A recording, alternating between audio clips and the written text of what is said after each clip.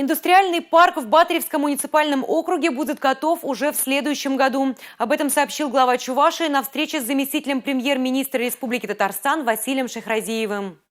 Сейчас уже 7 резидентов заявились для реализации проектов в индустриальном парке Батыревского округа. Там они планируют заниматься переработкой мяса и субпродуктов, фасовкой круп, а также хранением готовой продукции. Стоимость их проектов оценивается в 400 миллионов рублей.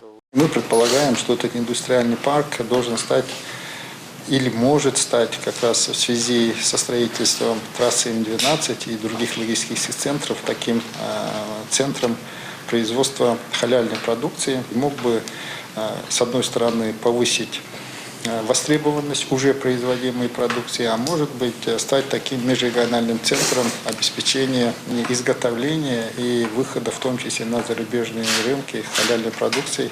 Мы знаем, это направление очень перспективное. Сегодня более 500 предпринимателей татарских сел со всей России прибыли в Чувашскую республику в рамках 11-го Всероссийского схода сельских предпринимателей. В течение дня они знакомились с развитием татарских деревень в республике, а также с деятельностью татарских сельских предпринимателей. Поехали к вам для того, чтобы посмотреть самое передовое, которое есть с точки зрения развития бизнеса на селе, ну и как эти дивиденды можно пустить еще на повседневную жизнь. Сегодня, как никогда, актуальна тема продовольственной безопасности, и санкции, и специальные военные операции еще раз об этом доказали.